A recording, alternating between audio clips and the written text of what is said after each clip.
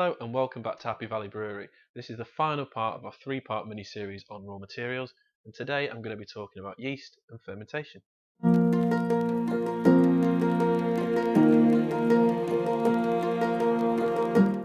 So, brewing yeasts are a group of microorganisms that have the ability to convert sugars into alcohol. And there are thousands of different strains of brewing yeasts, and each of them contribute different characteristics to beer. Lager yeasts produce clean, crisp and dry beers. Ale yeast produce much more full-bodied and complex beers, and yeasts like the German Hefeweizen yeast and Belgian yeast give you huge estery aromas like banana and clove. This is one of our yeasts. It's a dried yeast, we use dried yeast. It allows us to brew lots of different strains and also lasts for over a year in the fridge.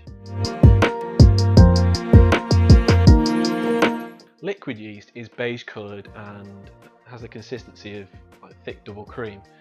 A lot of breweries actually crop their yeast and reuse it, which is a great cost saving method, but to keep that yeast alive you need to brew with it every single week. Also, by repitching the yeast, any issues like a bacterial infection are then carried on into subsequent brews. So after the wort has been boiled, it's then cooled and transferred to fermentation vessels. These are known as FVs. During the transfer, the wort is also aerated. This is because the yeast will use oxygen in the first phase of fermentation when yeast cells actually multiply rapidly. From pitching the yeast, there's a 12 to 24 hour lag phase where nothing appears to be happening. In actual fact, the yeast is just adapting to its new conditions and producing lots more new yeast cells ready for fermentation. Then active fermentation begins. This is where the yeast is converting sugars into alcohol and lots of other flavour compounds. There's a visible churning and frothing of the fermenter, and a krausen forms on top of the beer. Active fermentation usually takes between 3 and 5 days for ales. For lagers it can take weeks. After this, the yeast then flocculates and drops out of the beer. To encourage flocculation, we also cool the beer before we then package it. One of the biggest challenges during fermentation and packaging is preventing off flavours. Everything that comes into contact with the cold wort or beer must be cleaned and sterilised. That's everything from the casks and bottles to the pumps, pipework and fermenters themselves.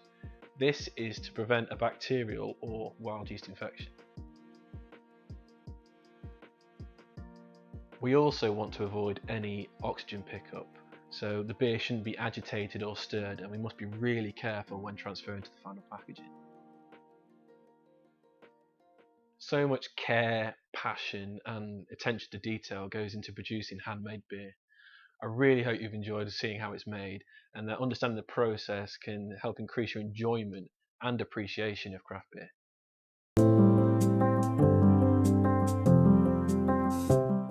Thanks for watching. If you're local, you should definitely come and check us out. We're on Oxford Road in Macclesfield and open 7 days a week. If you'd like to know more about our beers or order for home delivery, go to our website or drop us a message on Facebook.